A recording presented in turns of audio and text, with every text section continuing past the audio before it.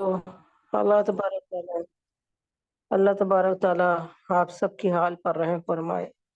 अल्लाह ताला आप सबकी मुरादें पूरी फरमाए। अल्लाह पाक आप सबकी इज्जतों को अल्लाह ताला आप सबकी इज्जतों को संभाल ले। अल्लाह आप सबकी सबके हर नेक काम में बरकत अता फरमा दे। ए अल्लाह पाक की सबसे बड़ी नेमत है जिसको हमारी नबी पाक सल्लल्लाहु अलैहि वसल्लम की उम्मत जानती ही नहीं है, जिसको अल्लाह पाक ने मुझे छोटी सी उम्र में समझाया और अल्हम्दुलिल्लाह खूब समझाया कि सबसे ज्यादा जो है ना कीमती चीज दुनिया की वो है ईमान के बाद दिलों का सुकून। जिसके पास दिल का सुकून हो, जिसका दिल मुतमईन हो, आपने देखा हो कोई फिक्र हो, कोई परेशानी हो, रात में आंखों में झोंके आ रहे हैं नींद के, लेकिन नींद से थोड़ी थोड़ी देर बाद आंख खुल रही है, नींद नहीं आ रही, जब लेटते हैं तो नींद उड़ जाती है।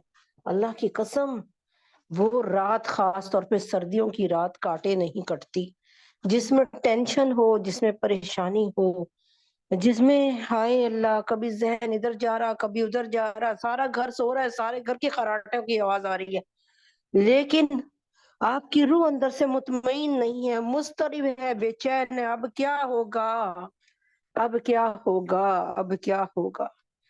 अगर आप सब इस टेंशन से फारिग हैं तो अल्लाह का इतना शुक्र अदा करें, इतना शुक्र अदा करें, इतना शुक्र अदा करें कि शुक्र करने का हक अदा होना शुरू हो जाए। कसम से मैं आपको सच कह रही हूँ, अगर आप बिस्तर पे जाते ही लेट जाती हैं और सो जाती हैं, आपको बहुत अच्छी नींद आ जाती है, तो ये अल्लाह ताला का कमाल है, आपका कमाल नहीं है, आपका कमाल नहीं है। कोशिश करा करें नेकियां करके सोए। जब इंसान नेकी करता है ना, किसी भूखे को खिलाता है, किसी नंगे को पहनाता है, किसी के दिल पर मरहम लगाता है, आप यकीन करें उसके दिल से जो दुआ उठती है, उसके दिल से जो दुआ उठती है,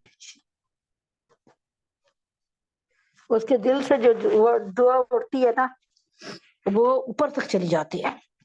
उस दुआ को इतनी कीमती होती है, कहते हैं ना दुआ पढ़ी नहीं जाती, दुआ दुआ कही नहीं जाती, दुआ वो है जो आपके दिल से निकले, दिल से निकले। एक दफा एक वक्त आया, मैं नाम नहीं लूंगी, बहरहाल मैं आपको वैसे बताती हूँ कि एक खलीफा थे मुसलमानों के, उनके पास एक बुढ़िया आई और उसने कहा कि मेरा घर था और मेरा घर था, उस घर पे एक जालिम आदमी का घर उसके साथ था, उसने अपना महल तामीर किया, मेरा जो घर था, मेरी झोपड़ी थी, वो गिरा दी। तो वो बादशाह के दरबार में आई थी कि अपना हक ले अल्लाह के हुक्म से। लेकिन आप ये देखें, जब उसके हाथ बुलंद हुए अल्लाह के सामने, अभी कोई बादशाह ने एक्शन ही नहीं लिया, अभी कोई बात ही नहीं हुई, अल्लाह के सामने जब हाथ उठे उसके रो रो के, तो अल्लाह ताला के हुक्म से वो जो था ना जालिम आदमी जिसने इसकी बुढ़िया की जमीन पे कब्जा करके अपना महल तामीर किया, उसका महल जो कि बिल्कुल ही नया था, हर तरह से मजबूत था, वो नह महल वो महल जमीन बोस हो गया उस समेत, बात वो अमीर आदमी समेत। तो मेरी प्यारी बहनों, दिलों से दुआएं लिया करो, बस दुआएं लेनी बड़ी आसान है, दुआएं लेनी मुश्किल है। हर एक का दर्द अपने दिल पे महसूस किया करो, हर एक का दर्द अपने दिल पे महसूस किया करो। अल्लाह की कसम, तुम्हें अल्लाह वो इज्जत देगा जो किसी भी, यानी जो आपको समझ नहीं आ सकती। यानी एक वक्त ऐसा आएगा, यकीन करें, एक वक्त ऐसा आएगा कि आप अभी सोचेंगे ना कि आज मेरा ये काम हो जाए, यार आज मैं कोई अच्छा सा सूट लेके आती हूँ, कोशिश करूंगी मेरे पास ब्लैक कलर नहीं है, ब्लैक कलर का सूट ले, एक मिसाल है, अल्हम्दुलिल्लाह मेरे पास है, अल्हम्दुलिल्लाह, एक समझाने को। अल्लाह की कुदरत है कि आप अभी सोच कर फारिग हुई हैं اور کوئی آیا ہے کوئی یا پریزنٹ آ گیا کسی کی طرف سے بھیجا ہوا، میرے ساتھ اکثر یہ ہوتا ہے. اور بعض دفعہ ایسی چیزیں آتی ہیں جو ہدیتاً نہیں دی جاتی. میں آپ کو نا اس دور کی مثال پتہ ہے کیوں دیتی ہوں؟ آپ لوگ کہتے ہیں نہیں جی وہ تو نبیوں کا دور تھا، وہ تو سب یہ صحابہ کا دور تھا، اس میں تو باتیں پوری ہوتی ہیں. میں میں اپنے کی گواہ ہوں. میں اب یقین کریں، میں آپ کو بتاتی ہوں، میری جوتی ٹوٹ گئی کوئی 7-8 مہینے پہلے کی بات ہے، رمضان المبارک سے پہلے کی بات ہے. اور میں ایک دکان پہ چڑھوں، جا کر دیکھوں، دوسری پہ دیکھوں، اس طرح یہ چیز سے نا میری بڑی جان نکلتی ہے. تو جانے آنے کی محنت نہ میرے وارے نہیں آتی. مجھے کام بھی بہت ہوتا ہے ویسے ہی، الحمدللہ اللہ پاک دین کا کام بھی لے رہے ہوتے ہیں، گھر کا کام بھی مصروفیت ہوتی ہے. میں یہ سوچ رہی ہوں، میں نے کہا اللہ پاک میری جوتی ٹوٹ گئی ہے، اللہ پاک آپ کو نظر آ گیا نا میری جوتی ٹوٹ گئی ہے. یعنی ایسے جیسے بچوں کی طرح نہیں کہتے سوچے سمجھے بغیر. تو ایک بہن تھی بیٹھی ہوں گی ادھر، وہ کہنے لگی کہ جی یہ آپ کے لیے جوتی لائی ہوں میں. پتہ نہیں غالباً سروس کی تھی، سن رہی ہوں گی وہ. تو بڑی اچھی جوتی ماشاء اللہ سے، جیسی میں چاہ رہی تھی، جس طرح مجھے تکلیف ہے اس کے مطابق کی. تو میں یہ اللہ کو جوتی کو دیکھ کر، جوتی کتنی مہنگی ہوگی، لیکن میں یہ سوچ رہی تھی کہ اے اللہ تو اتنا قریب ہو کے سنتا ہے. میری جوتی ٹوٹی، میں نے تجھ سے ابھی 1 آدھ دن پہلے کہا جوتی.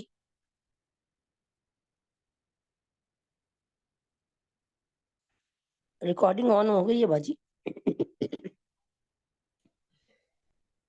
تو انشاءاللہ. اچھا جی، بہت شکریہ، جزاک اللہ خیرن. اللہ آپ کے جان مال، مال میں، اولاد میں، رزق میں برکت دے. اچھا جی، ہوا یہ کہ وہ اللہ تعالیٰ کے حکم سے جوتی میں مل گئی مجھے. تو میں آپ سے یہ کہہ رہی ہوں کہ گھر بیٹھے ایک مثال ہے نا کہ جو چیز انسان کسی کو پریزنٹ نہیں کر سکتا نا، جیسے اب جوتی کسی کو کون پریزنٹ کرتا ہے، بڑا کم ہی کرتا ہے نا کوئی. ایک دفعہ مجھے نقاب کی ضرورت پڑ گئی، تو بیٹی نے کہا میں نے نقاب لے کے جانا تھا، بیٹی پہنتی تھی. میں نے کہا اس کا پہننا زیادہ ضروری ہے. میں تو کوئی ربنیں وغیرہ لگا کے، کوئی وہ کیا کہتے ہیں سیفٹی پن وغیرہ لگا کے نقاب کر لوں گی. اگر اس کو نقاب نہ ملا تو اس نے چھوڑ دینا بہانا کر کے. میں نے اس کو کہا کہ اچھا تم یہ لو، میرا نقاب لے جاؤ. وہ میرا نقاب لے گئی. اب میں کہوں مجھے بڑی ضرورت ہے، اللہ تعالیٰ میرا نقاب نہیں ہے میرے پاس. آپ یقین کریں 15 سال پہلے کی بات ہو گئی، نیا نیا پردہ شروع کیا تھا میں نے. آپ ایک بہن آئی اور وہ لیتی رہی ہمارے ساتھ. ہم تقریباً 30-35-25 بہنیں پڑھتی تھیں ایک کلاس روم میں. کار صاحب مائک پہ پڑھاتے تھے دوسرے کمرے میں بیٹھ کے. آپ یقین کریں ادھر بیٹھی ہوں گی وہ بہنیں جو میرے ساتھ وہ کلاس لیتی نہیں ہیں. تو آپ یقین کریں کہ وہ جانے کے بعد ہے نا، جب وہ ساری کلاس چھٹنے لگی، جانے لگی، تو ایک بہن میرے پاس آئی، کہتی ہے میرے بھائی وہاں رہتے ہیں، مکہ میں رہتے ہیں. میں نے کہا جی بہت مبارک ہو. وہ آپ کے لیے انہوں نے نا نقاب اور وہ بھیجا ہے، کیا کہتے ہیں، دستانے، گلوز. مجھے حیرت بڑی ہوئی. وہ مجھے کہنے کی ذرا دوسرے کمرے میں آ جائے. میں لے آئے. انہوں نے مجھے چپکے سے ہدیہ دیا، وہی والا ویسے ہی نقاب. یقین کریں اللہ اتنا ہی قریب ہو کے سنتا ہے. ارے پکارنے کی دیر تو ہے، کریں تو صحیح. اٹھتے بیٹھتے اگر آپ چاہتی ہیں نا سب سے بڑی عبادت، تو ایک تو ختم نبوت کا کام شروع کر دیں، اور ایک سب سے بڑا وظیفہ اللہ سے مانگتے رہیں، اللہ سے باتیں کرتے رہے. اللہ تعالیٰ دیکھیے میرا کیسا ہو گیا، اللہ دیکھیں میرے سوٹ کا کلر بڑا خراب ہو گیا، اللہ دیکھیں اس وقت میرے پاس یہ چیز نہیں ہے، اللہ پاک دیکھیں وائپر بھی ٹوٹ گیا میرا. میں آپ یہ نہیں کہہ رہی، آپ کو سنا رہی. میرے گھر تو ماشاءاللہ سب کچھ ہے الحمدللہ. میں بتا رہی ہوں چھوٹی سے چھوٹی چیز، بڑی سے بڑی چیز میرے رب سے مانگے. مجھے کبھی نیند نہیں آتی نا، اور وہ رات میری بڑی خراب گزرتی ہے 2-4 گھنٹے. میں نے اس کا حل یہ تلاش کیا کہ اب نماز میں کہتی ہوں کہ اللہ تعالیٰ میں اپنے آپ کو، اپنا نام لیتی ہوں، اپنے میاں کا اور اپنے بھائی کا. یا اللہ جب ہم لیٹے تو ہمیں بڑی پرسکون، بہترین ایمان کے ساتھ، صحت تندرستی کے ساتھ، زندگی کے ساتھ نیند آئے، بھرپور نیند آئے الحمدللہ. اور اللہ تعالیٰ کا شکر ہے. کبھی ایسا بھی ہو جاتا ہے. لگ رہا ہے کہ آج آپ سن نہیں رہی ہیں. اچھا جی ٹھیک ہے، ادرک والا قہوہ بھی پی لیتی ہوں. اچھا جی آگے. تو اللہ تعالیٰ میری اس کلاس کو سلامت رکھے، میری معاونین کو سلامت رکھے جس طرح سے پیار کرتے ہیں.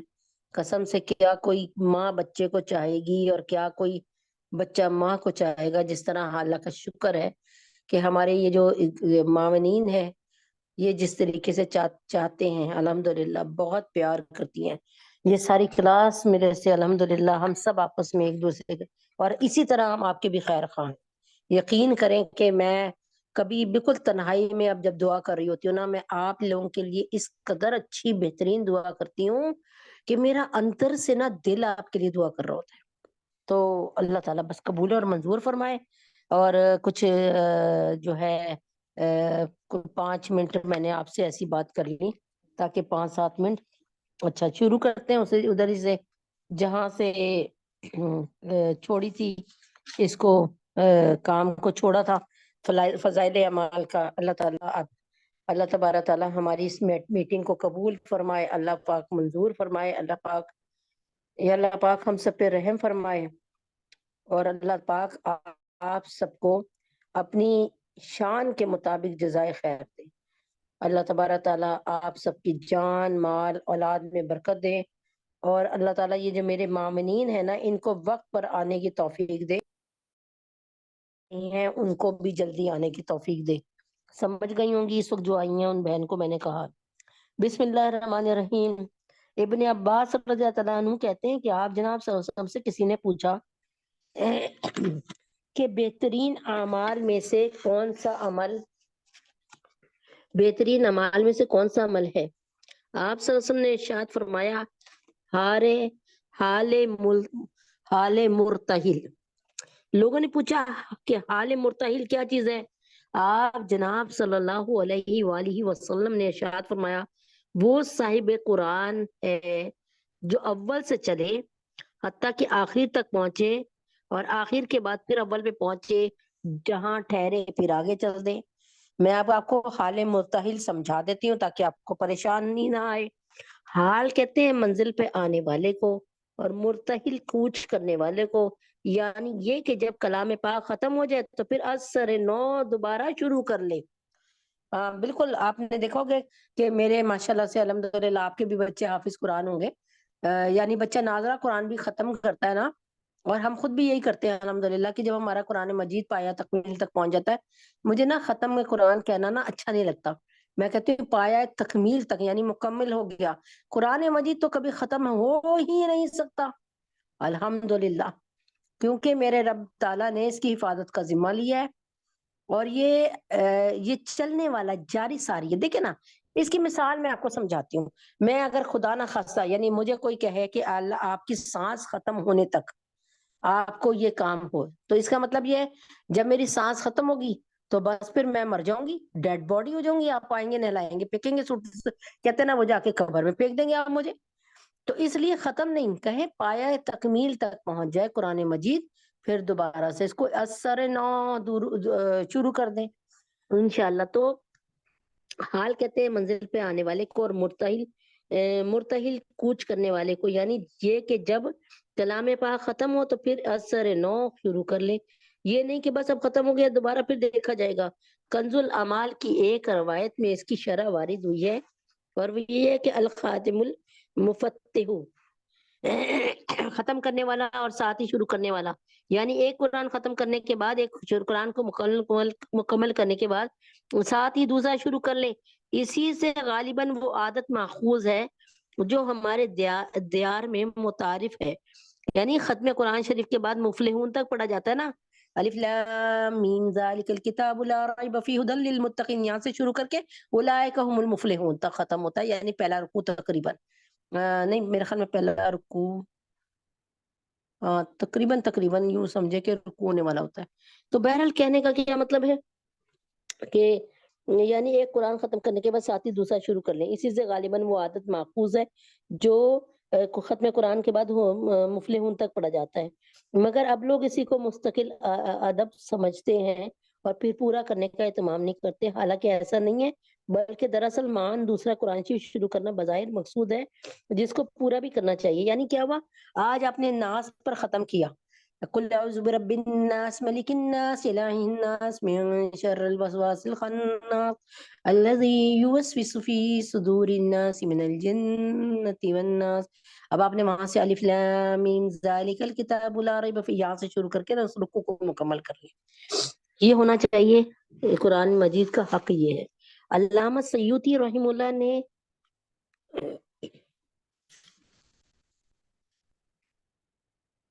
یہ اہلیہ محمود یہ مریم افضل کو کہیے کہ اس وقت کوئی کال نہ کریں پلیز.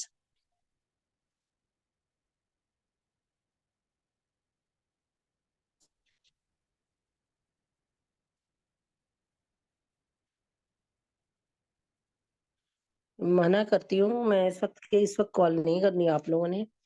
بسم اللہ الرحمن الرحیم. کتنا ڈسٹرب ہو جاتا ہے نا بندہ.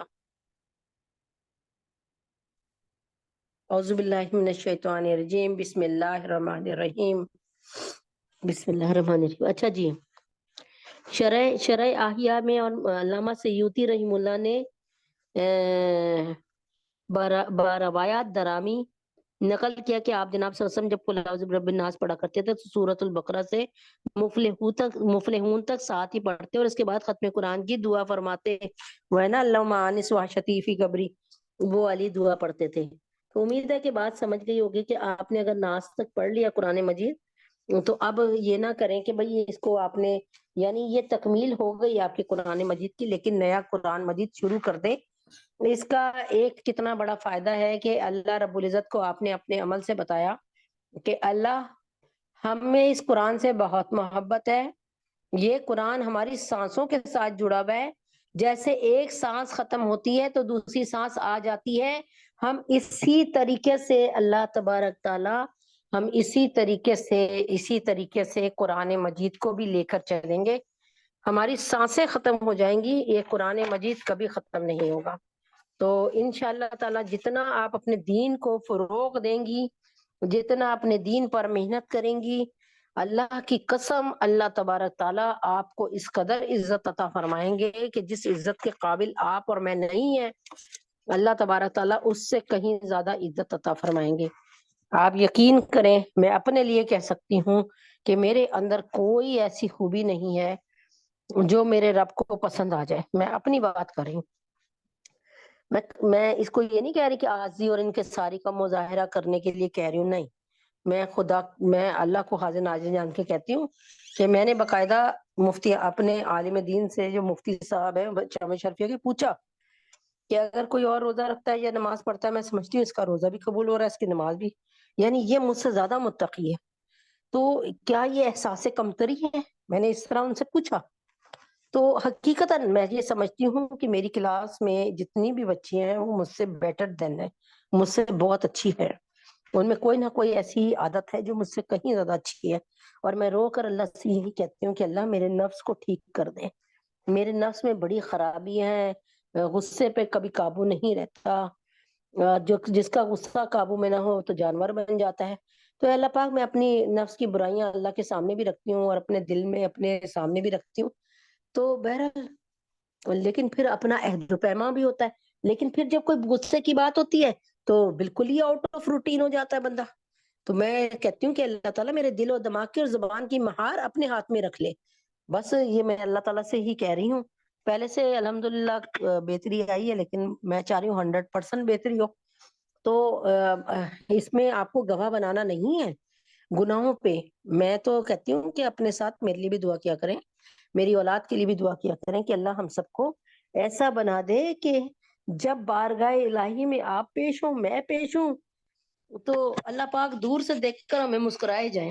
جیسے کبھی آپ نے دیکھا ہے آپ کسی کو ایئرپورٹ پہ لینے گئی اور وہ دوسرا وہاں سے آپ کو بورڈنگ ہاؤس کی طرف سے نکل کے آ رہا ہے، اپنا سامان اس نے ہاتھ میں پکڑا، وہ آپ کو دیکھ کر ہاتھ لہرا رہا ہے، لے مسکرا رہا ہے. کبھی دیکھا ایسا سین ہوا کہ حاجی حج سے آ رہے ہیں، آپ کے ابو حج سے آ رہے ہیں اور وہ دور سے آپ کو دیکھ کر ہاتھ ہلا رہے ہیں اور مسکرا رہے ہیں اور خوش ہو رہے ہیں، اور آپ بھی مسکرا رہی ہیں، ہنس رہی ہیں.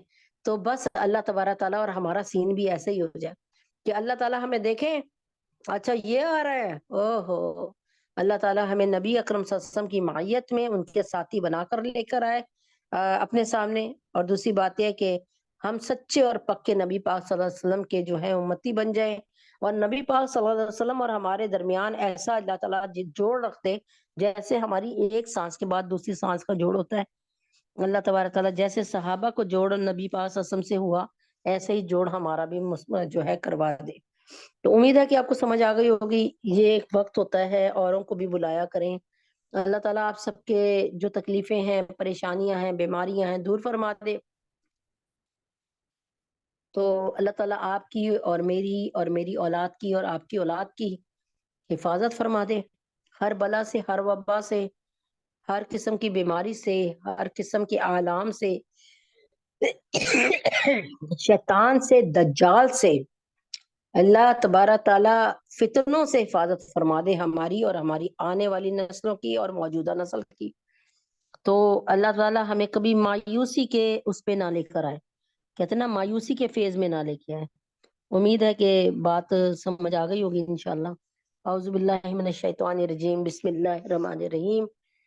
اس وقت کا سب سے جو فی الحال اہم موضوع اور وہ ہے موت کی تیاری۔ فی الحال یعنی اہم موضوعات میں سے ہے کہ موت کی تیاری، کہ مرنا تو ہے نا، آپ نے بھی اور میں نے بھی۔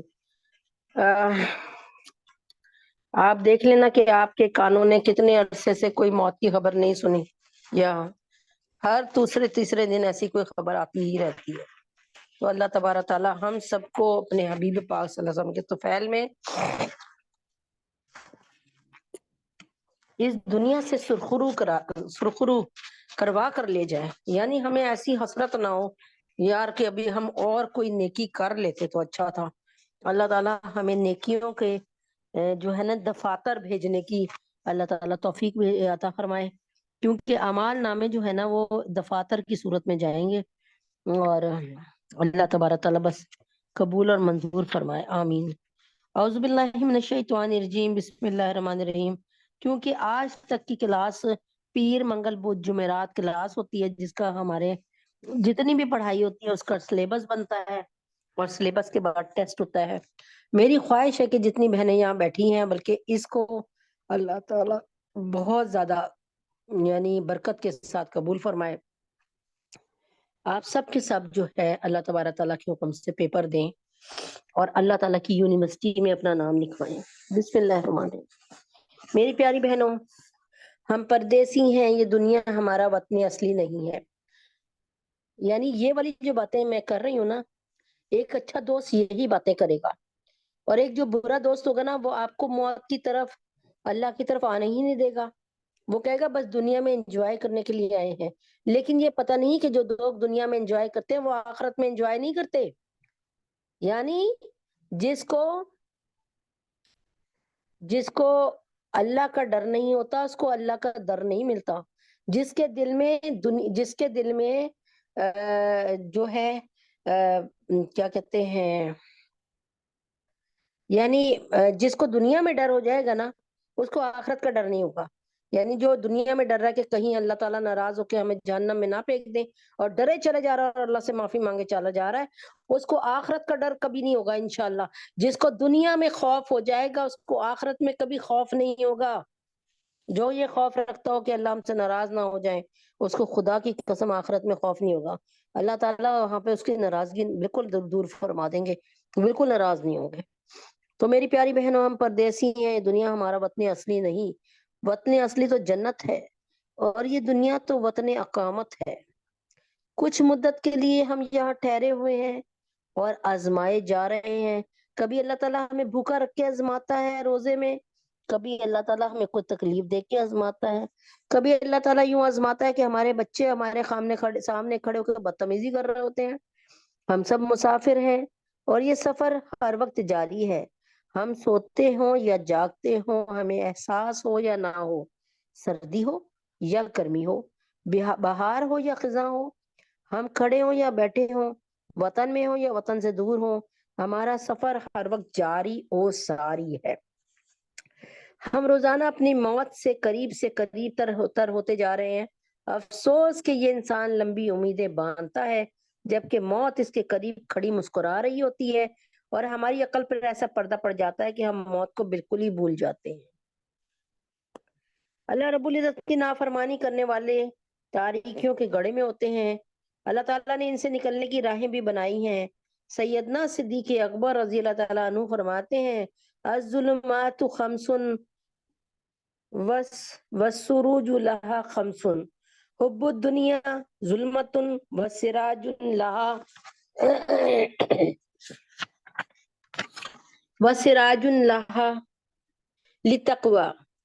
یعنی 5 قسم کی تاریخی ہیں، ان کے لیے 5 قسم کے چراغ ہے. دنیا کی محبت ایک تاریخی ہے اور اس کا تقوی اور پرہیزگاری اس کا چراغ ہے. آگے ظلمت و سراج لہو توبہ، الاسم ظلمت و سراج لہو توبہ. دنیا گناہ ایک تاریکی ہے، اس کا چراغ توبہ ہے. القبر ظلمت وسراج لہ لا الہ الا اللہ محمد رسول اللہ. قبر ایک تاریکی ہے اور اس کا چراغ کلمہ طیبہ لا الہ الا اللہ محمد رسول اللہ ہے. اللہ تعالیٰ فرماتے ہیں والآخرۃ ظلمت وسراج لہ العمل عمل الصالح. فرمایا کہ آخرت ایک تاریخی ہے، اس کا چراغ نیک عمل ہے. یعنی آخرت میں وہ تاریخی الظلم ظلمات یوم القیامہ. اور کیا مطلب؟ ظلم قیامت میں اندھیروں کی صورت میں ہوگا. قبر ایک تاریکی ہے، اس کا چراغ کلمہ طیبہ لا الہ الا اللہ محمد رسول اللہ ہے. آگے 5واں فرمایا کہ والآخرۃ ظلمت وسراج لہ العمل الصالح وسرات ظلمت وسراج لہ الیقین. ابو بکر صدیق نے آخری بات کیا بتائی؟ پلسرات ایک تاریخی ہے، اس کا چراغ یقین ہے. پلسرات جو کہ جہنم پہ قائم ہوگی، بال سے زیادہ باریک ہوگی اور تلوار سے زیادہ تیز ہوگی اور جہنم پہ قائم ہوگی. اس میں کٹ مریں گے لوگ، گرتے جائیں گے جہنم میں.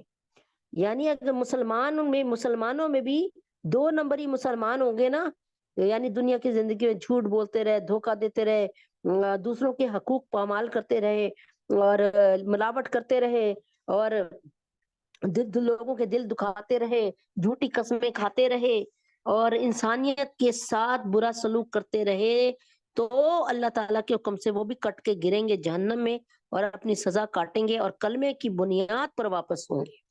کتنے لوگ تھے جنہوں نے ہم سے پہلے ان دیسوں بستیوں کو آباد کیا، آج وہ دنیا میں موجود نہیں ہے. کوئی آتا ہے، کوئی جاتا ہے، محفل کا ہے رنگ وہی، ساقی کی نوازش جاری ہے، مہمان بدلتے رہتے ہیں. آج ہم دھرتی پر مہمان ہیں، کل نئے چہرے ہوں گے. وعادن وثمودا واصحاب الرسی واصحاب الرسی وقرونن بین ذالک کثیر وکلن ضربنا لہ الامثال وکلن تبرنا تدبیرا. سورۃ فرقان ہے. کدھر گئے وہ لوگ؟ آج ان کا تذکروں میں تذکرہ باقی نہیں رہا. هل تحس منهم من احد او تسمع لهم رقصا. بڑی مغروریوں میں زندگی گزارنے والے آج قبروں کے اندر پڑے ہیں، دبے ہیں، اور ہوا ان کی قبروں کی مٹی اڑا رہی ہے. کیسے بے داغ چہرے تھے جو آج دنیا میں موجود نہیں. یہ نظام قدرت ہے، جو بھی دنیا میں آتا ہے اسے جانا پڑتا ہے. اللہ رب العزت نے نبی اکرم صلی اللہ علیہ وسلم سے فرمایا وما جعلنا لبشر، ہم نے کسی انسان کے لیے یہاں ہمیشہ رہنا تو نہیں لکھا. دنیا میں کوئی ہمیشہ نہیں رہ سکتا، یقیناً یہ دنیا ہمیشہ تو نہیں رہے گی. یہاں کی ہر چیز فنا کے داغ سے داغدار ہے. نہ یہ جوانی ہمیشہ رہے گی، نہ یہ بڑھاپا ہمیشہ رہے گا، نہ یہ غم ہمیشہ رہے گا، نہ خوشی ہمیشہ رہے گی. میری پیاری بہنوں، جب یہاں کی ہر چیز عارضی ہے تو پھر انسان دنیا سے کیوں دل لگائے؟ اسے چاہیے کہ وہ اپنی آخرت والے گھر کو بنائے. ہم دنیا سے دل لگائیں گے تو ہم اپنا نقصان کر جائیں گے. یاد رکھے جو انسان دنیا سے دل لگائے گا ایک نہ ایک دن دنیا سے جدا کر دیا جائے گا، اور جو انسان اللہ تعالیٰ سے دل لگائے گا ایک دن اللہ سے ملا دیا جائے گا.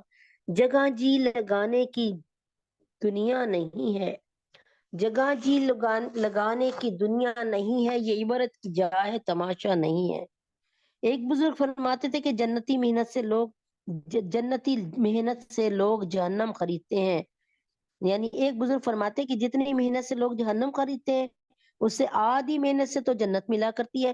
اب آپ دیکھ لینا، ایک شراب پینے والا شراب خریدتا ہے، ٹھیک ہے، پیسے دے کے، پھر اسے ڈر بھی ہوتا ہے میں پکڑ نہ لیے جاؤں، ٹھیک ہے، اور ہم اپنی مائیوں مہندی کی رسمیں کرنے کے لیے، اور پھر ایک شادی جو کہ سادی طور پہ ہو سکتی ہے، ہم کتنا پیسہ لگاتے ہیں گناہ کمانے کے لیے، اور اس سے یعنی بغیر یعنی کچھ خرچ کیے آدھی محنت سے ہمیں جنت مل سکتی ہے۔ اپنے آپ کو پاکیزہ کریں، 2 رکعت نماز صلاۃ الحاجہ بنائیں، اللہ نہ دل کا سکون دے تو کہتے ہیں نا منی بیک گارنٹی ہے، میرے سے آ کر پیسے لے لو۔ اور یہ بات حقیقت ہے کہ ہم بڑی محنت کر کے جہنم خریدتے ہیں۔ مثلا چوری کرنا ایک بڑا گناہ ہے، لوگ اس کے لیے کتنی تکالیف برداشت کرتے ہیں، اپنی جان کے سودے کرتے ہیں، راتوں کو جاگتے ہیں، دن کا سکون لٹا دیتے ہیں، تب جا کر کہیں چوری جیسے گناہ کے مرتکب ہوتے ہیں۔ حضرت اما عائشہ صدیقہ رضی اللہ تعالی عنہا سے روایت ہے کہ ایک مرتبہ آپ جناب صلی اللہ علیہ وسلم ممبر پر تشریف فرما تھے، صحابہ کرام سامنے حلقہ کی شکل میں موجود تھے۔ آپ صلی اللہ علیہ وسلم نے فرمایا، لوگوں، اللہ رب العزت سے تم ایسی شرم کیا کرو جیسے اللہ تعالیٰ سے شرم کرنے کا حق ہے۔ صحابہ نے عرض کیا، اے اللہ کے نبی صلی اللہ علیہ وسلم، اللہ رب العزت سے تو ہم حیا کرتے ہیں۔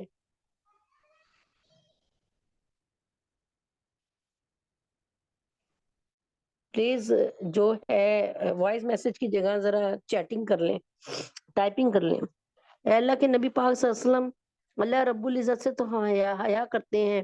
آپ صلی اللہ علیہ وسلم نے فرمایا، جو شخص تم میں سے اللہ جل شانہ سے حیا کرے، اس کے لیے ضروری ہے کہ کوئی رات اس پر ایسی نہ گزرے جس میں اس کی موت اس کی آنکھوں کے سامنے نہ ہو۔ اس کے لیے ضروری ہے کہ اپنے پیٹ کی حفاظت کرے، اور اس چیز کی بھی حفاظت کرے جس کو اس کے پیٹ نے گھیر رکھا ہے، اپنے سر کی حفاظت کرے اور اس چیز کی بھی حفاظت کرے جس کو سر نے گھیر رکھا ہے۔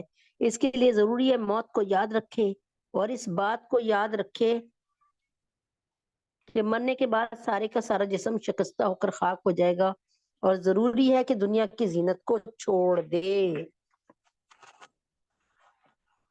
امید ہے کہ بات سمجھ آ گئی ہوگی کہ یہ دنیا تو جی لگانے کی جگہ ہی نہیں ہے، یہ دنیا تو جی لگانے کی جگہ ہی نہیں ہے۔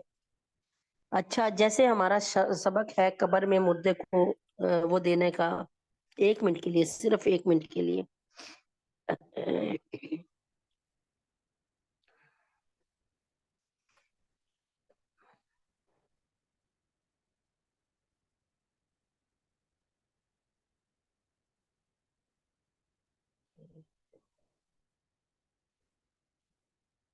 اعوذ باللہ من الشیطان الرجیم، بسم اللہ الرحمن الرحیم۔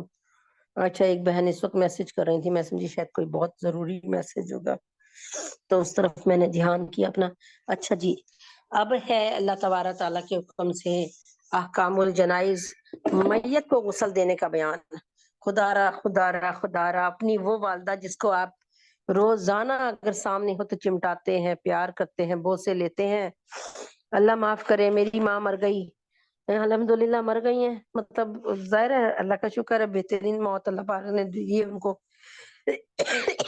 کلمہ پڑھتے ہوئے اور الحمدللہ یاسین سنتے ہوئے۔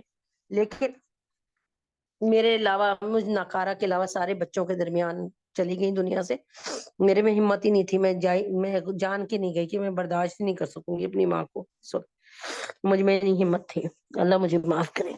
بہرحال، اور اس کو اللہ تعالیٰ، میری بات کو اللہ تعالیٰ بس اس طرح ہی ہے کہ بس مجھ میں برداشت نہیں تھی، مجھے پتا تھا میرا اس وقت حال وہ بگڑ جائے گا۔ اچھا جی، اب یہیں پر جہاں پر ہم نے چھوڑا تھا اسی جگہ کو اس پہ واپس آتے ہیں۔ میں نے بتایا تھا نا کہ میت کو کیسے آپ نے غسل دینا ہے۔ خدا را اپنے مردوں کو، اپنی میتوں کو خود غسل دیا کریں، کیونکہ کوئی بندہ، یعنی میں آپ کی ماں سے اس طرح محبت نہیں کر سکتی جتنا آپ محبت کرتی ہیں، ہم تو اللہ سے ڈر کے ہی نہلائیں گے نا صرف، لیکن جو نہلانے والی پروفیشنل ہوتی ہیں وہ تو بس ان کے تو دل ہی ایسے ہو جاتے ہیں نا پتھر اور سخت، کہ وہ سمجھتی ہیں بس یہ ہمارا رزق ہے، یہاں سے ہم نے رزق لینا ہے، اس کو جیسے بھی ہو جیسے کیسے ہے لا کے اس سے مزدوری لو کے جاؤ۔ لیکن یاد رکھیں کہ میں نے جیسے اپنی ماں کو خود غسل دیا، میں نے اپنی چچی کو خود غسل دیا، میں نے اپنی دیورانی کو خود غسل دیا، میں نے اپنی بھابھی کو خود غسل دیا، اور میں نے اپنی بھابھی کی والدہ کو خود غسل دیا۔ میں کتنا نام لوں آپ سے پتہ نہیں، میں تو ایک میری ماں بنی ہوئی تھی جنہوں نے مجھے حقیقتاً بیٹی بنایا ہوا تھا، الیہ سہیل، ان کو بھی غسل دیا۔ یعنی مجھے تو اب غسل نہیں یاد ہے، بہت زیادہ ہے الحمدللہ۔ تو بہرحال جس پیار سے ویسے الحمدللہ الحمدللہ ثم الحمدللہ غسل دیتی ہوں، دینے کی کوشش ہوتی ہے، لیکن سامنے ماں کی میت پڑی ہوتی ہے نا تو اس کی تو بات ہی الگ ہوتی ہے، دل پھٹ رہا ہوتا ہے، اور ایسا ماں پہ پیار آ رہا ہوتا ہے جیسے بچے پہ پیار آتا ہے۔ تو الحمدللہ میں کو اپنی غسل دیا، کوئی مجھے یہ نہیں ہے کہ میں نے کوئی ماں کے ساتھ حق تلفی کی ہے، یا ماں کو صحیح طرح میں نے شرمگاہ نہیں دھوئی، یا ان کے میں نے بالوں کو اچھی طرح نہیں دھویا، یہ والا کوئی احساس نہیں ہے مجھے الحمدللہ۔ اور حقیقتاً میں نے اپنی ماں کو الحمدللہ رب العالمین، کیا آپ یقین کریں، جیسے کہتے ہیں نا ایک طرح سے سمجھ لیں کہ گود میں لے لینا، اس طرح سے کیا الحمدللہ، مجھے آج بھی سکون ہے الحمدللہ۔ تو میں یہ کہتی ہوں کہ آپ ہمارے اپنے کتنے اپنے ہوتے ہیں نا، ہمیں کتنے عزیز ہوتے ہیں، خدا رہا غسل کو سیکھیں۔ میت کو غسل دینے کا ثواب تو میں آپ کو بار بار بتاتی ہوں کہ اللہ تعالیٰ کے نبی اکرم صلی اللہ علیہ وسلم نے فرمایا کہ آج سے تو ایسا ہو گیا جیسے کہ آج تجھے تیری ماں نے جنا۔ تو کیسی خوبصورت باتیں ہیں، آپ خود سمجھ سکتے ہیں اس بات کو۔ بہرحال جو آپ کر سکتے ہیں محبت کا برتاؤ، وہ کوئی اور نہیں آپ کی ماں کے ساتھ کر سکتا۔ جو برتاؤ آپ، میں نے ایسی بھی عورتیں دیکھی ہیں، میں ان کی چھوٹی چھوٹی بچیوں کو نہلا رہی ہوں 8-9 سال کی، یقین کریں، اور وہ 8-9 سال کی بچیوں نے یہی کہا کہ آپ مجھے آنٹی سے نہلوائیے گا، اور یہ حافظہ تھی بچی، اور میں نہلا رہی ہوں، میں قسم سے مجھے آج بھی وہ وقت یاد آتا ہے تو میرا دل کرتا ہے اس کی ماں کے نا میں تھپڑ لگاتی۔ میں ان سے کہہ رہی ہوں بھابھی آپ آگے آ جائیں، وہ ذرا سی بچی ہے، کتنی آپ کو دیکھیں نا، بالغ نہیں تھی وہ بچی، حافظ قرآن بچی تھی، 4-5 پارے رہ گئے۔ میں کہہ رہی ہوں بھابھی آئے نہلوا لے میرے ساتھ، وہ دور کھڑے، نہیں نہیں نہیں بھابھی آپ نہلائیں، بھابھی جان آپ ہی نہلائیں۔ اور اتنا مجھے غصہ، میں نے یہ نہیں تھا کہ مجھے نہلانا پڑ رہا ہے، اس کا مجھے کوئی افسوس نہیں تھا، لیکن مجھے دکھ ہو رہا تھا کہ ماں اتنی دور کھڑی ہے، جیسے خدا نہ خاصا بچی اس سے چمٹ ہی جائے گی زندہ ہو کے، اللہ معاف کرے بس۔ تو یہ ساری کے ساری نا ہمارے جو ہے نا ہماری حرکتیں، اللہ ہی ہمیں ان حرکتوں کو ہدایت دے ہماری، بس میں کہتی ہوں، یعنی ہمیں اب یہ جب تک باتیں نہیں نا پتہ تو ہم نے اس طرح کی حرکتیں کی ہوئی ہیں، ڈر ڈر ڈر لگنا۔ لیکن اب تو الحمدللہ اللہ کا شکر ہے کہ کئی دفعہ ایسا ہوا کہ میں رات کو 2:30-3 بجے بھی غسل دے کے آئی، اور اس کے بعد گھر میں آئی ہوں، میں جلدی سے نہائی ہوں، نہانے کے بعد میں، وہ کہتے ہیں نا گھوڑے گدے بیچ کر سو جانا، سو گئی، ٹھیک ہے نا، یعنی اب وہ ڈر نہیں لگتا، کیونکہ اللہ تعالیٰ کا شکر ہے کہ پتہ ہے کہ اللہ تعالیٰ کا ایک کام تھا کہ یہ اللہ تعالیٰ نے کروایا ہے ہم جیسے گناہگار لوگوں سے۔ تو آج کا سبق الحمدللہ ہے کہ جو لوگ جنازے کے ہمراہ ہوں ان کے لیے جنازے کے پیچھے، اچھا جی، جنازہ لے جانے کے وقت میں یہ اپنے مردوں کو پلیز سمجھائیے گا، جنازے کو تیز قدم لے جانا مسنون ہے، البتہ یہ خیال رکھا جائے کہ میت کو حرکت تو اضطراب نہ ہو۔ اب یہ نہیں کہ تیز قدم میں بھی آپ بیچارے میت کو اٹھا کر ہی وہ ہلا کے رکھتے، نہیں، تیز قدم سے مراد ہے کہ وہ آہستہ آہستہ سلو سلو، ایسے جیسے جان ہی نہیں ویسے نہیں لے کے جائیں، یعنی ایک قدم اگر آپ اپنے قدموں کو ذرا تیز کر لیں، لیکن یہ نہ ہو کہ وہ اتنی تیزی میں کہ میت ہی بیچارے نیچے آ پڑے، ایسی بات نہیں ہے۔ جنازے کو تیز قدم لے جانا مسنون ہے، یہ سنت عمل ہے، البتہ یہ خیال رکھا جائے کہ میت کو حرکت اور اضطراب نہ ہو۔ عموماً دیکھنے میں آتا ہے کہ اگر جنازے کو تیز قدم لے جایا جاتا ہے تو کچھ لوگ اس سے منع کرتے ہیں اور آہستہ آہستہ لے جانے پر اصرار کرتے ہیں، زور دیتے ہیں، یہ بات غلط ہے۔ جنازہ تیز قدموں سے ہی لے جانا چاہیے۔ آپ جناب صلی اللہ علیہ وآلہ وسلم نے فرمایا جنازے کو تیز قدموں سے لے جایا کرو، اگر وہ نیک ہے تو قبر اس کے لیے، یعنی قبر اس کو انتظار میں ہے تو قبر اس کے لیے خیر ہے، یعنی اچھی منزل ہے جہاں تم تیز چل کر اس کو جلدی سے اس کی اچھی منزل تک پہنچا دو گے، جو آرام اور سکون کا ایک گھر بن جائے اس کے لیے۔ اور اگر اس کے سوا دوسری صورت ہے، یعنی جنازہ نیک آدمی کا نہیں ہے، بد آدمی ہے، تو ایک برا بوجھ تمہارے کندھوں پہ ہے، تم تیز چل کر جلدی سے اس کو اپنے کندھوں سے اتار دو۔ ایک ایسی، دیکھیں یاد رکھیں، ہمارے قاسم نے ہمیں بتایا کہ جنازے کے ساتھ چلا کرو، ہے نا وہ حدیث پاک آپ کو سب کو یاد کرائی تھی، حق المسلمی علی المسلمی خمس، رد السلامی و عیادت المریضی و اتباع الجنائز۔ ٹھیک ہے، ایک مسلمان کے مسلمان پہ 5 حق ہیں، سلام کا جواب دینا، مریض کی عیادت کرنا، اور تیسرے نمبر پہ واتباع الجنائز، جنازے کے ساتھ ساتھ چلنا۔ ہمارے کار صاحب نے ہمیں بتایا تھا کہ جنازے میں اگر جنازہ اچھا نیک ہستی کا ہے تو جتنے لوگ ہیں ان سب کی مغفرت ہو گئی، اور اگر جنازہ کسی برے بدماش بندے کا ہے، برے آدمی کا، تو اگر اس جنازے میں کوئی نیک ہے نا تو اللہ تعالیٰ اس کی برکتوں سے اس کے گناہ کو معاف کر دے گا۔ اب دیکھیں نا، ایسا دین، ایسا اسلام، ایسا دین، ایسا ریلیجن، ایسا اسلام لا کر دکھا دو بھائی کہیں سے۔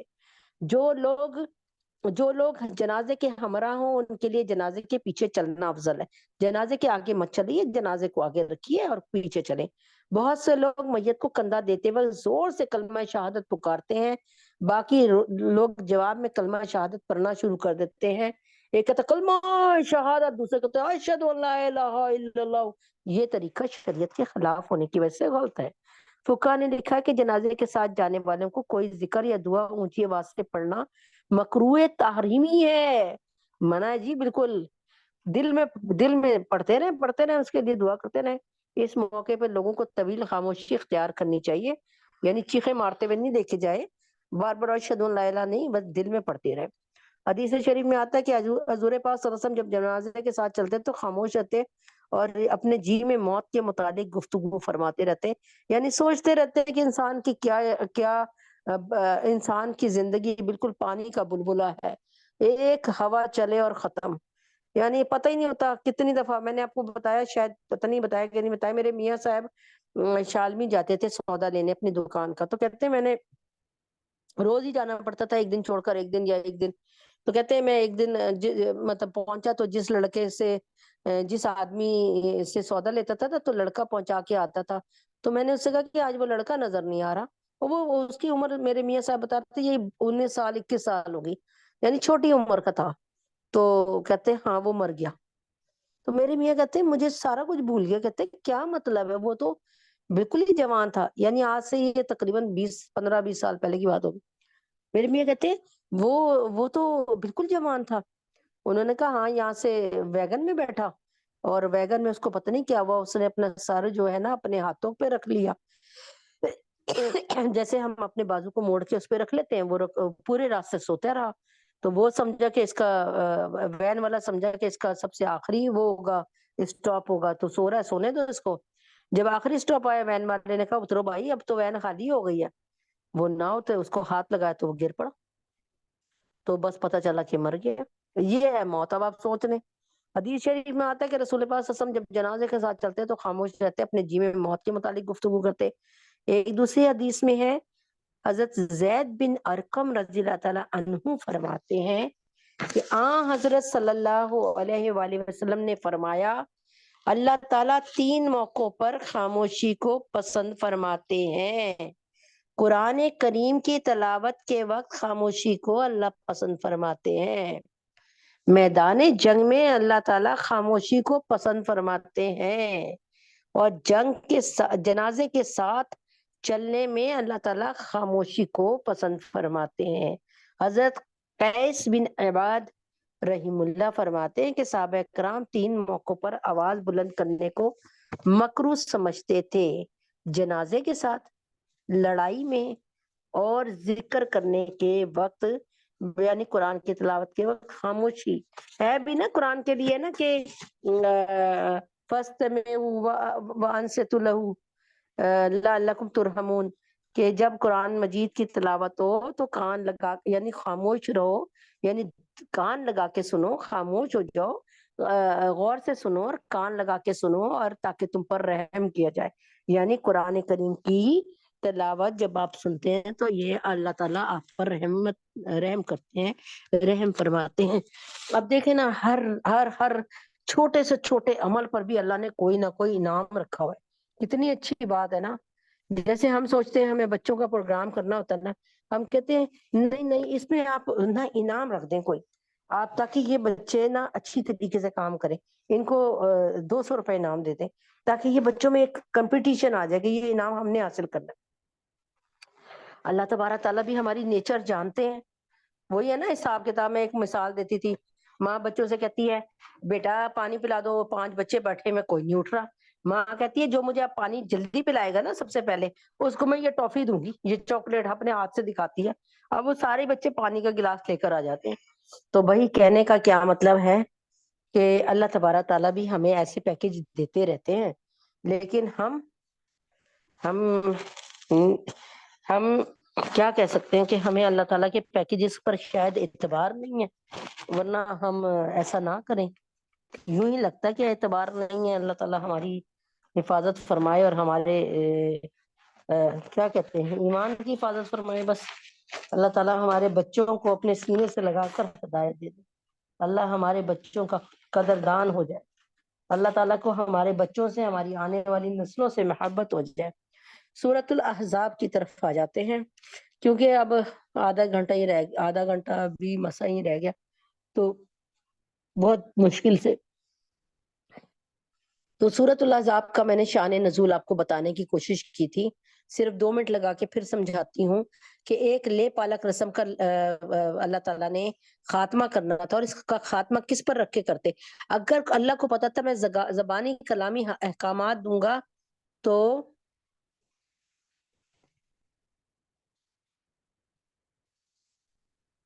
میں زبانی کلامی جو ہے حکم دوں گا نا، تو شاید لوگ اگنور کر دیں، ٹھیک ہے نا۔ وہی والی ماں والی بات نا، پانی پلا دو تو کوئی نہیں ہل رہا، اچھا جو پانی جلدی پلائے گا نا مجھے، وہ اس کو میں یہ چاکلیٹ دوں گی، وہی والا حساب ہو گیا نا۔ تو اللہ تبارک تعالیٰ بھی جو ہے وہ اس رسم کا جو خاتمہ کروانا تھا نا، اللہ تعالیٰ نے زبانی کلامی نہیں کرایا، بلکہ نبی اکرم صلی اللہ علیہ وسلم کی مبارک مقدس پاکیزہ اعلیٰ اور عرفہ ذات کا انتخاب کیا کہ بھائی اب نبی پاک صلی اللہ علیہ وسلم کو نے ایک لے پالک بیٹا جو ہے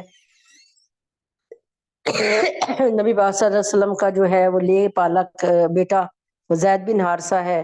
اب اللہ تعالیٰ نے فرمایا کہ بھائی یہ جو لے پالک بیٹے ہیں نا، یہ تمہارے بیٹے نہیں ہیں، حقیقی بیٹے ہیں۔ حقیقی بیٹے وہی ہیں جو تمہارے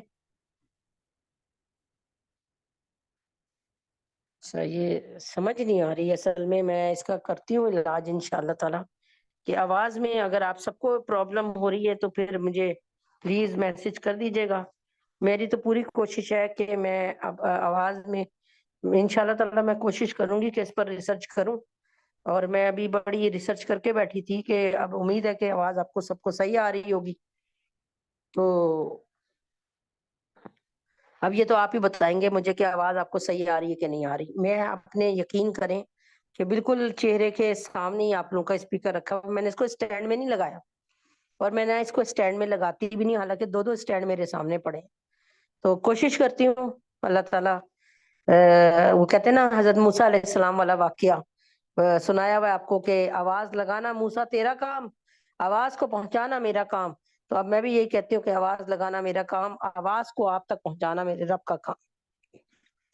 تو دوسری وجہ لے پالک، بسم اللہ الرحمن الرحیم، بسم اللہ الرحمن الرحیم، بسم اللہ الرحمن الرحیم۔ لے پالک یعنی ایک کہتے ہیں نا گود لے لیا بچہ، اس کی جو رسم تھی وہ اللہ کو پتا تھا کہ یہ بہت خراب رسم ہے، بہت خراب رسم ہے، اس کا تدارک، اس کا بائیکاٹ کیسے ہو سکتا ہے؟ اللہ تعالیٰ نے اس کا بائیکاٹ کرنے کے لیے اللہ تعالیٰ نے اپنے محمد صلی اللہ علیہ وسلم کو، اپنے نبی کو، اپنے محبوب کو چن لیا اللہ کے حکم سے۔ کس کو چنا؟ اللہ تعالیٰ نے اپنے محبوب کو، اپنے نبی کو چنا۔ الحمدللہ رب العالمین۔ اچھا جی، دوسری رسم تھی ذات پات کی بڑائی۔ میں وہ کہتے ہیں نا، میں تو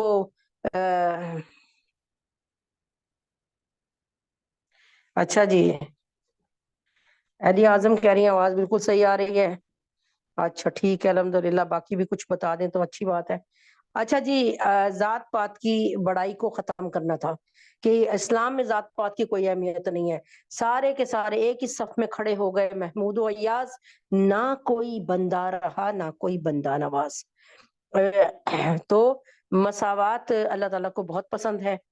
تو اللہ تبارک تعالیٰ کو نے اس کو بھی توڑنے کے لیے یہ والا بھی ایک وہ کہتے ہیں نا زنجیر کو توڑنے کے لیے، اور یہ بھی ایک رسم بد کو ختم کر لینے کے لیے میرے نبی پاک قسم کو اور میرے نبی پاک قسم کے خاندان والوں کو چنا.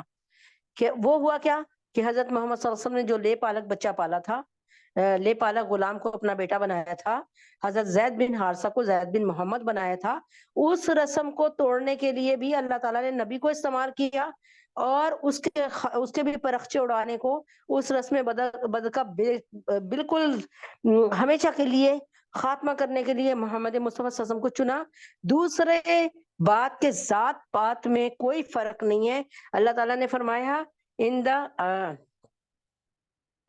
غالباً عند اتقاکم عند اللہ، نہیں، یعنی اس کا ترجمہ یہ ہے کہ اللہ تعالیٰ کو اللہ تبارک تعالیٰ کو تم میں سب سے زیادہ عزیز وہ ان اکرمکم عند اللہ اتقاکم. اللہ تعالیٰ کو تم میں سب سے زیادہ اللہ تعالیٰ کے نزدیک تم میں سب سے زیادہ عزت والا وہ ہے جو اللہ سے ڈر لگتا ہو، متقی ہو. ارے دل کر رہا ہے کہ آج یہ یہاں سے کوئی 2000 روپے چوری کر لوں اس بیگ سے، نہیں میرا اللہ مجھے دیکھ رہا ہے. ارے وہ سامنے والے مٹھائی کا ڈبہ پڑا ہوا ہے ان کا، اس میں سے ایک بالو شاہی نکال لیتا ہوں، ایک گلاب جامن، اللہ دیکھ رہا ہے. ٹھیک ہے، میں اس کی غیبت کرتا ہوں، اس کو بتا دیتا ہوں، نہیں میں غیبت نہیں کروں گا، اللہ تو سن رہا ہے میری غیبتیں. تو ہر گناہ سے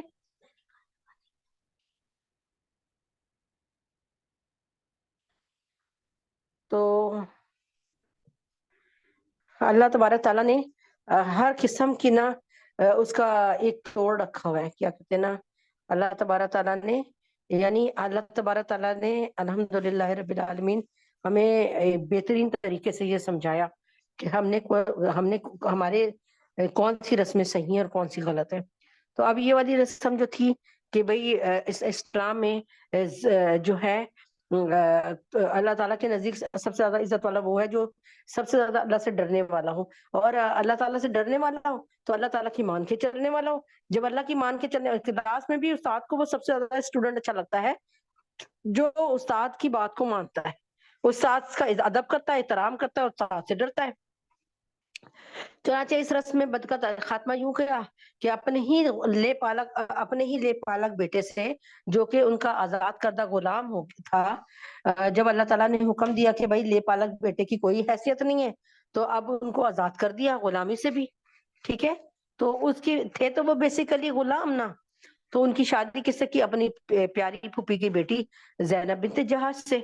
اب ان دونوں کی آپس میں اس لیے نہیں بنی کہ زینب بنت جہاش کے ذہن میں یہ بات فٹ ہو چکی تھی، وہ پہلے اس کے خلاف تھی اس شادی کے.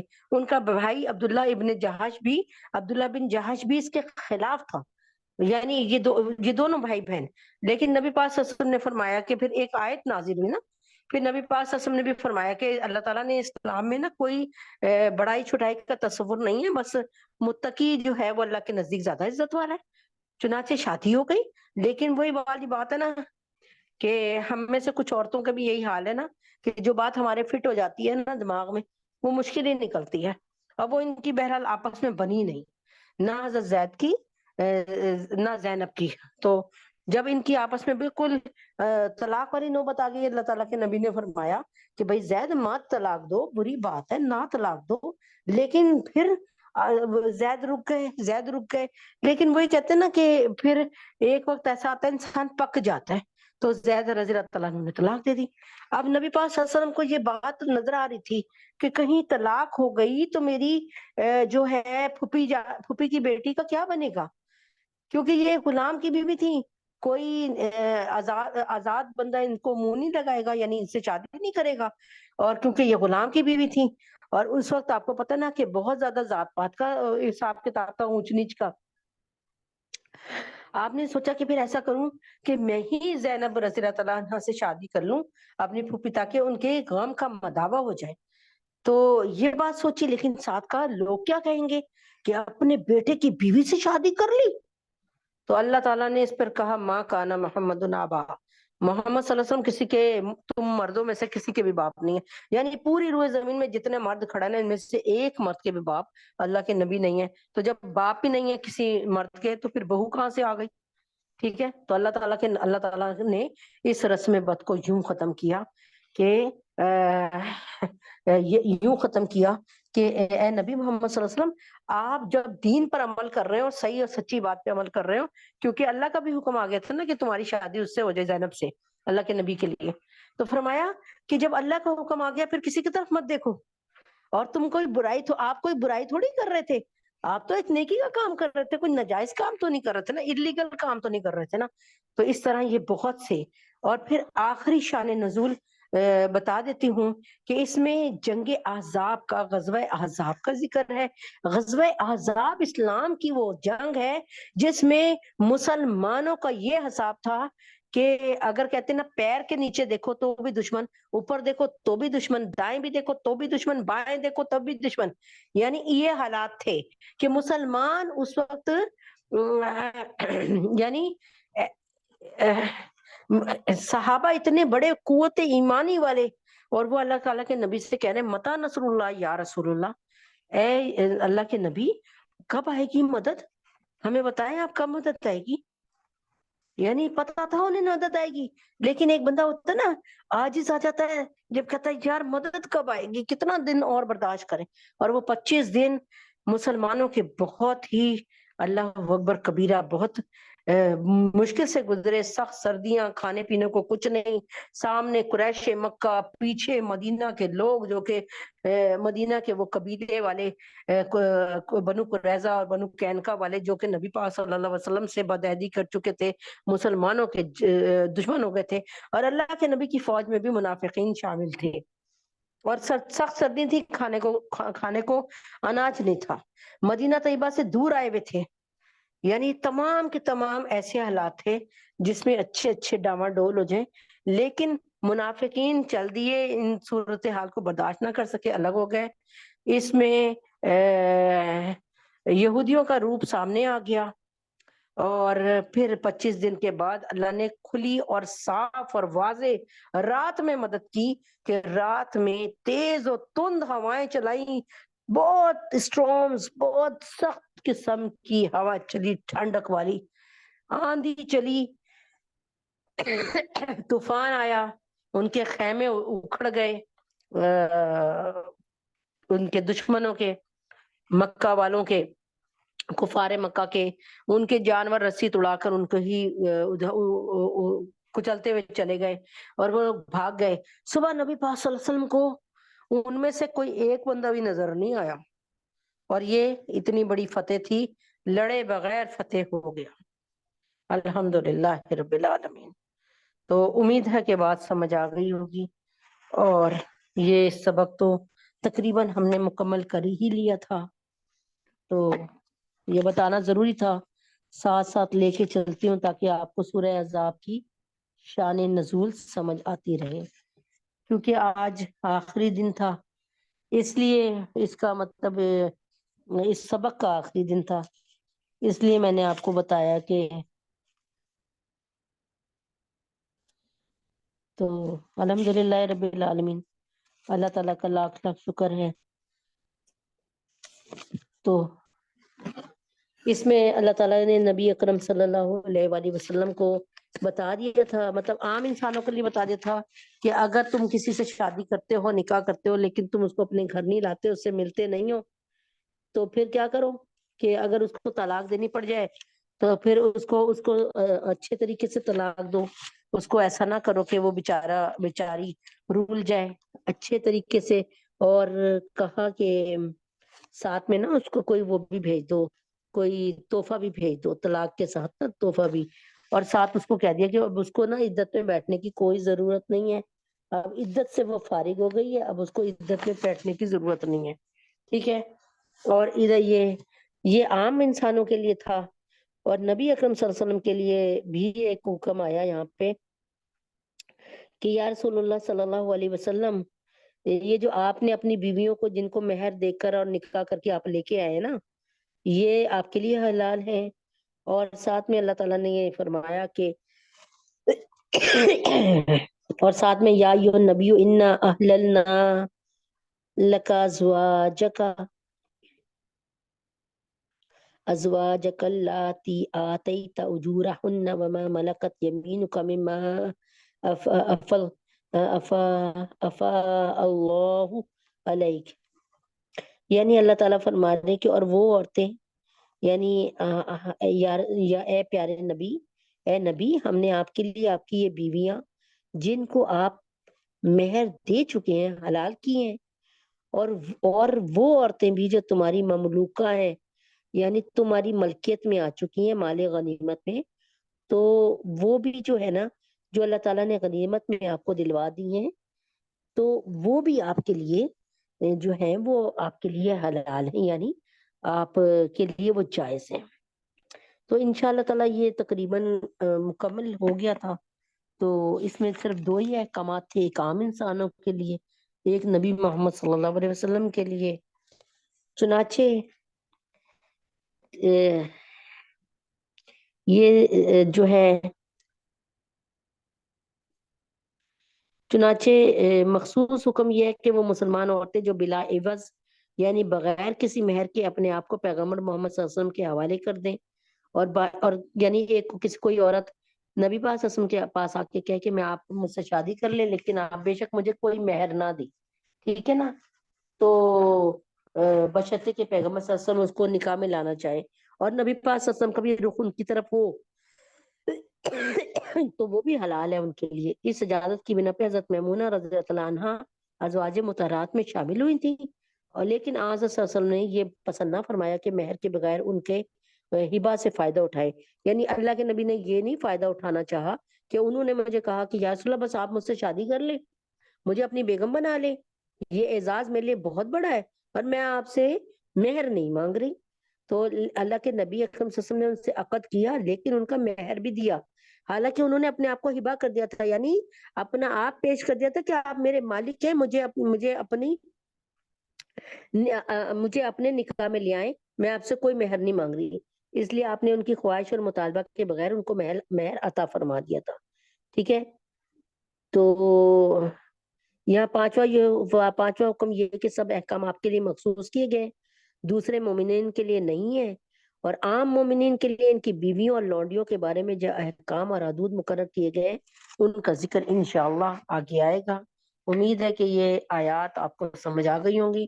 یہ آیات کیونکہ لمبی ہیں، 3 آیات تھیں غالباً، تو لیکن جو لمبی ہیں ان کو توڑ دیا، مطلب تھوڑا کر دیا تاکہ 2 ہفتوں میں چلا جائے سلیبس، تو اللہ کے حکم سے الحمدللہ اللہ نے چاہا تو اس کو لے کے چلیں گے۔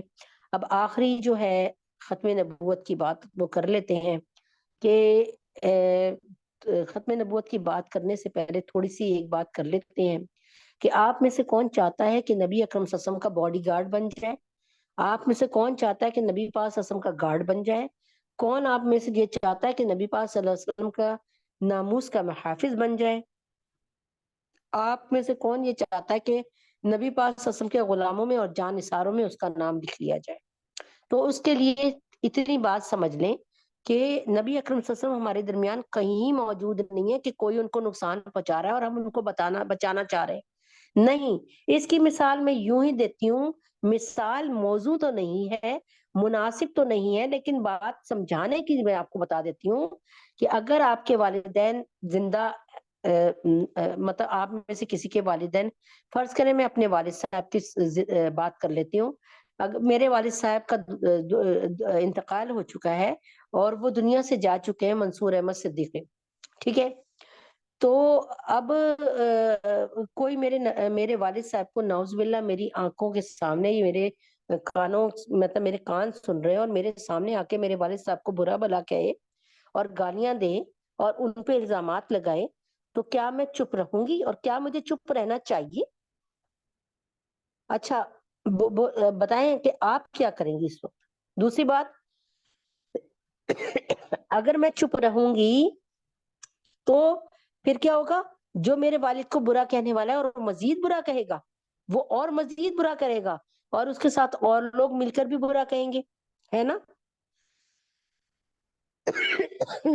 تو نبی اکرم صلی اللہ علیہ وآلہ وسلم کے لیے ایک بات یاد رکھیں کہ عقیدہ ختم نبوت کی حفاظت کرنی ہے۔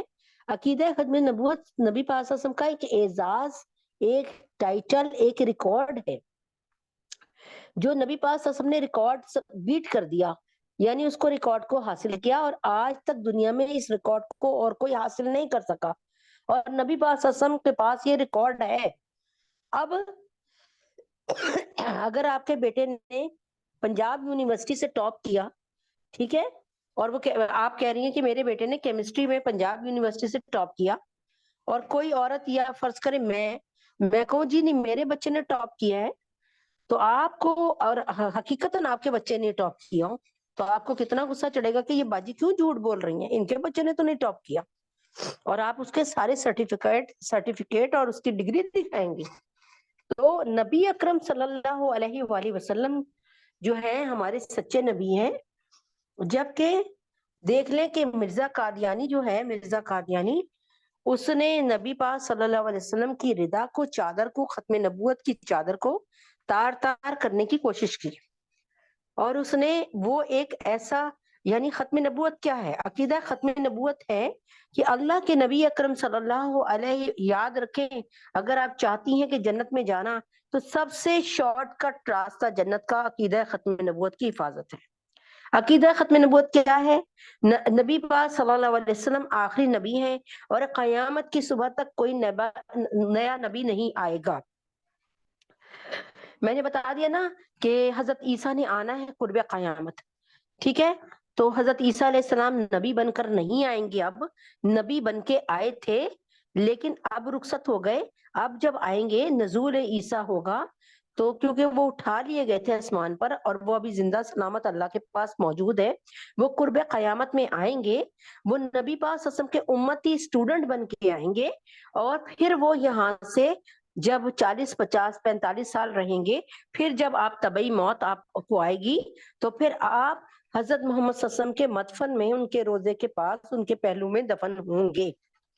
یہ نبی پاک صلی اللہ علیہ وسلم کو پتا تھا، نبی پاک صلی اللہ علیہ وسلم کو پتا تھا کہ حضرت امام مہدی اور حضرت حضرت عیسیٰ علیہ السلام نے آنا ہے، چنانچہ حضرت محمد صلی اللہ علیہ وسلم ان دونوں کی پوری علامات بتا کے گئے۔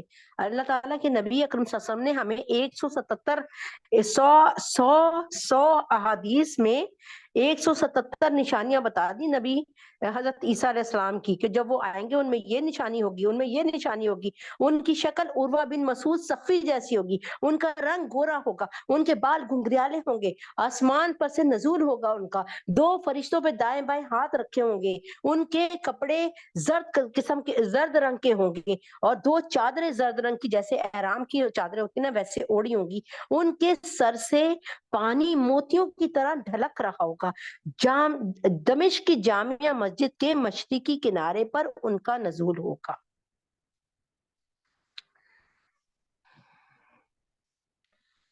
اس کو ذہن میں رکھیے گا، اسی کو کنٹینیو رکھیں گے۔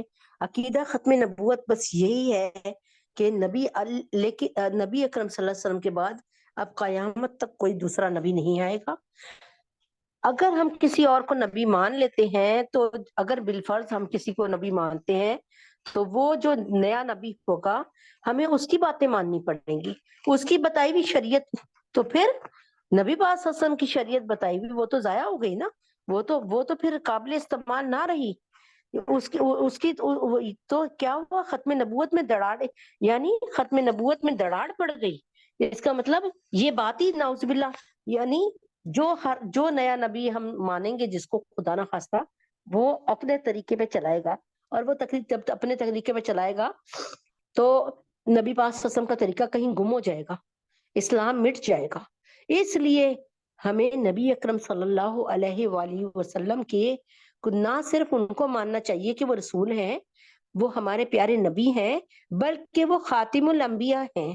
ہمیں بار بار کہنا چاہیے رضیت باللہ ربا وبالاسلام دینا وبمحمد نبیا وهو الخاتم الانبیاء۔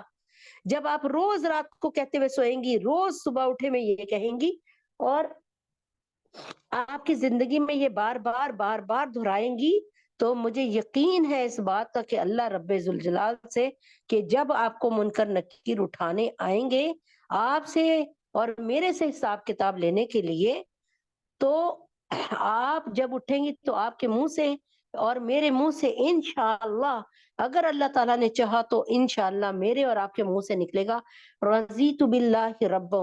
پہلا سوال کا جواب، اے فرشتے، اے منکر نکیر سن لے کہ میں نے اللہ کو اپنا رب مان لیا، وبالاسلام دینا، میں نے اس بات کو میں نے تمام ادیان میں، تمام دینوں میں میں نے اسلام کو قبول کر لیا، اس پہ میں راضی ہو گئی، وبالاسلام دینا وبی محمد النبی وهو الخاتم الانبیاء، اور میرے نبی کا، میرے پیارے نبی کا نام محمد ہے، وہ خاتم الانبیاء ہے۔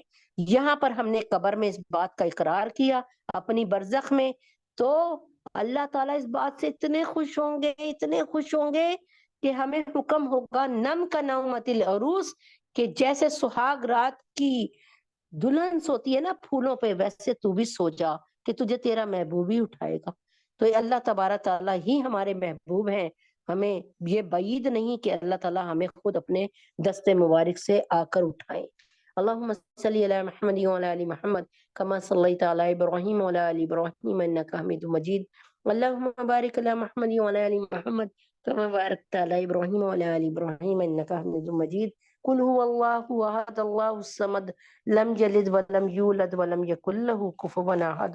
قل هو اللہ احد اللہ الصمد لم یلد ولم یولد ولم یکن له کفوا احد۔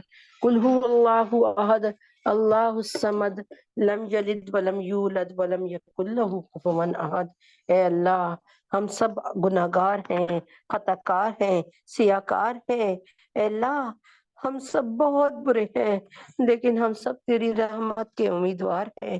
یا اللہ ہمارے سب کو گناہوں کو معاف فرما دیجئے۔ اے اللہ، اے اللہ ہم تیرے در پہ آ گئے، ہم تیرے مانگتے ہیں، اللہ ہم تجھ سے مانگ رہے ہیں۔ اے اللہ، آپ نے اپنے قرآن میں فرمایا وَأَمَّا السَّائِلَ فَلَا تَنْهَرْ، اللہ تعالیٰ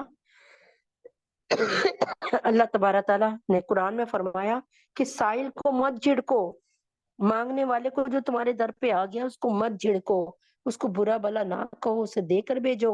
اے اللہ، ہم آپ کی درگاہ میں، آپ کے دربار میں آ کھڑے ہوئے، اے اللہ یہ تو آپ کی سنت ہے کہ وہ مسائلہ فلا تنہر، کہ کسی بھی مانگنے والے کو، سوالی کو جھڑک کر نہ بھیجو۔ اے اللہ ہم اپنے ہاتھ آپ کے سامنے کھولے بیٹھے ہیں، ہم سب کے گناہوں کو معاف فرمائیے، خطاؤں کو درگزر فرمائیے۔ اے اللہ پاک، ہم جب سونے کے لیے اپنے بستروں پہ جائیں تو اللہ ایمان اور صحت تندرستی کے ساتھ، زندگی کے ساتھ ہمیں بھرپور نیند عطا فرما دیجئے، ہم سب کے گناہوں کو معاف فرما دیجئے۔ اس نیند کے دوران ہماری عزت و آبرو، جان و مال کی اور ہمارے گھروں کی، ہمارے بچوں کی حفاظت فرمائیے۔ اے اللہ پاک، ہمیں 24 گھنٹے اپنی نظر کرم میں رکھیے۔ اے اللہ پاک، ہمارے بچوں کو ہدایت عطا فرما دیجئے۔ اے اللہ پاک، ہمارے بچوں کو، آنے والے بچوں کو قیامت کی صبح تک ہدایت نصیب فرما دیجئے۔ اے اللہ پاک، ہم سب سے راضی ہو جائیے، اے اللہ پاک ہمیں اپنے سے راضی کر دیجئے۔ اے اللہ پاک، اے اللہ پاک، اے اللہ پاک، آپ مان بھی جائیے۔ اے اللہ پاک، ہم سب منانے کے لیے آ گئے، اللہ آپ یہ روٹھا روٹی چھوڑ دیجئے۔ یا خفی اللطفی فیا خفی اللطفی ادرکنی بلطفک الخفی، اے پیارے اللہ اپنی محبت کا اظہار فرمائیے۔ اے اللہ پاک اپنی محبت دکھائیے۔ اے اللہ پاک اپنے حبیب پاک صلی اللہ علیہ وسلم کے طفیل میں تمام بے اولادوں کو نیک نرینہ اولاد سے نوازیے، عائشہ کو، سونیا کو، رقیہ باجی کو، ڈاکٹر انم کو، اہلیہ محسن کو، ماریہ انس کو، سنبل کو نیک نرینہ اولاد عطا فرما دیجیے آسانی کے ساتھ۔ یا اللہ احمد نعمان نواز صاحب کو بہت بہترین روزگار عطا فرما دیجیے۔ یا اللہ اہلیہ اعظم شہناز اہلیہ عاشق کو اپنا گھر عطا فرما دیجیے۔ یا اللہ پاک جو امتحان دے رہے ہیں، دے چکے ہیں، دینے والے ہیں، ان سب کو اپنے اپنے پیپروں میں کامیاب فرما دیجئے۔ اللہ جتنے لوگ سن رہے ہیں، ان کو، ان کے گھر والوں کو، اور مجھے اور میرے گھر والوں کو، یا اللہ ڈاکٹر حمنہ کو، ڈاکٹر عمیر کو، فاطمہ کو، حفصہ کو، یا اللہ پاک، یا اللہ پاک عبداللہ کو، عیشا کو یا اللہ دنیا اور آخرت کے ہر امتحان میں 100% نمبروں سے کامیابی عطا فرما دیجئے۔ یا اللہ پاک جو بیمار ہیں ان کو صحت کاملہ عاجلہ مستمرہ عطا فرما دیجئے۔ یا اللہ تمام علماء اسلام تمام علماء اسلام، علماء اسلام، علماء ہند، علماء پاکستان، اللہ سب کو صحت کاملہ عاجلہ مستمرہ عطا فرمائیے۔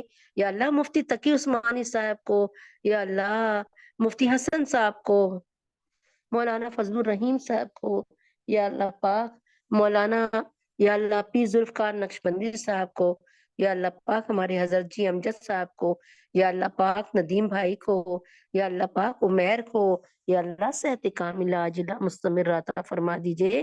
یا اللہ پاک نازیہ، اندلیب، طلحہ اور اشفاق صاحب کو، عبداللہ کو، اہلیہ حسین کو، ان کی بہنہ کو، شازیہ، عیشا، معظم، نازیہ، جہانگیرہ، حمید، حسن کو، مومنہ کو، عائشہ، جنید، حمزہ، یا اللہ سنبل کو، عنایت کو، عادل کو، اللہ صحت کاملہ عاجلہ مستمرہ عطا فرما دیجئے۔ یا اللہ اپنے حبیب پاک صلی اللہ علیہ وسلم کے طفیل میں، یا اللہ 2 بہنیں بہت پریشان ہیں، یا اللہ پاک عائشہ کو، سحر کو، یا اللہ پاک قلبی سکون عطا فرما دیجئے۔ یا اللہ پاک قلبی سکون عطا فرما دیجئے عائشہ اور سحر کو، یا اللہ پاک قلبی سکون عطا فرما دیجئے عائشہ اور سحر کو، ان کے بگڑے کام اپنے قدرت سے دور بنا دیجئے۔ اللہ ان کی پریشانی کو اپنی قدرت سے دور فرما دیجئے۔ یا اللہ ان کو دنیا میں جنت عطا فرما دیجئے، آخرت میں وسیع جنت عطا فرمائیے۔ یا اللہ پاک امت محمدی صلی اللہ علیہ وسلم کی ساری بیٹیوں اور بیٹوں کے لیے، حفصہ، فاطمہ، جویریہ، ام حبیبہ، سدرہ، سبحانہ، حفصہ، سجاد، بین شفیفہ، مہنور، بنات سرور، سعدیہ، نظام، فجر، یا اللہ بنات سرور، بنات عبد المتین، مہتاب، ندا، مصباح، آمنہ، امبر، صدف، ختیجہ، شائستہ اور نمرہ کی شادی بہترین اور اچھی جگہ پہ جلد فرما دیجئے۔ یا اللہ دین کے دائی رشتے عطا فرما دیجئے۔ یا اللہ جنہوں نے اپنی بچیوں کی بات پکی کرنے کا سوچ لیا ہے، یا اللہ پاک ان کے اس انتخاب کو بہترین انتخاب بنا دیجئے۔ اللہ پاک اگر کوئی غلطی لوگوں میں خرابی ہے اور وہ اس قابل نہیں ہے کہ اللہ تعالیٰ ان سے جوڑ ہو، تو اللہ اس جوڑ کو توڑ دیجئے۔ یا اللہ پاک اور اگر اچھے اور نیک لوگ ہیں تو جوڑ کو مضبوط فرما دیجئے۔ یا اللہ پاک ہم سب کے گناہوں کو معاف فرما دیجئے۔ یا اللہ پاک ہمیں مستقبل میں دھوکوں سے بچا دیجئے۔ یا اللہ پاک ہمارے گناہوں کو معاف فرما دیجئے۔ یا اللہ پاک ہمارے گناہوں کو معاف فرما دیجئے، خطاؤں کو درگزر فرما دیجئے۔ یا اللہ پاک مسلمان جہاں کہیں ہیں، بوسنیا میں، چیچنیا میں، صومالیہ میں، عراق میں، افغانستان میں، کشمیر میں، فلسطین میں، سارے مسلمانوں کو اپنی حفاظت میں رکھیے۔ یا اللہ جو ہمارے علماء دین کو، علماء اسلام کو، یا اللہ پاک جو لوگ شہید کر رہے ہیں، اللہ تجھے تیرے نبی کا واسطہ ان پر اپنے عذاب کا کوڑا برسائیے۔ یا اللہ بدلہ لیجئے ہمارے تمام کے تمام علماء اسلام، علماء دین۔ اللہ تبارک تعالیٰ بھی پرسوں بھی ہمارے ایک عالم کو شہید کر دیا۔ یا اللہ تجھے تیرے نبی کا واسطہ آپ ان سب کا بدلہ لیجئے۔ اللہ تجھے تیرے نبی کا واسطہ بدلہ لیجئے۔ یا اللہ پاکستان کے قرضے اتار دیجئے۔ یا اللہ پاکستان سے بے حیائی اور مہنگائی کو دفعہ دور کر دیجئے۔ پوری دنیا سے بے حیائی اور مہنگائی کو دفعہ دور کر دیجئے۔ پاکستان کو اسلام کا گڑھ اور اسلام کا قلعہ بنا دیجئے۔ اے اللہ ہم سب کے گناہوں کو معاف فرما دیجئے۔ پاکستان میں بجلی کو اور اللہ پیٹرول کو سستا کر دیجئے۔ یا اللہ پاکستان کے مسلمانوں پر ہر طرح سے رحم فرما دیجئے۔ دنیا میں جتنے مسلمان ہیں ان پر رحم فرما دیجئے۔ وصلی اللہ تعالی علی خیر خلقہ محمد وعلی آلہ وصحبہ اجمعین برحمتک یا ارحم الراحمین۔ سبحان ربک رب العزۃ عما یصفون وسلام علی المرسلین والحمد للہ رب العالمین۔ السلام علیکم ورحمۃ اللہ وبرکاتہ۔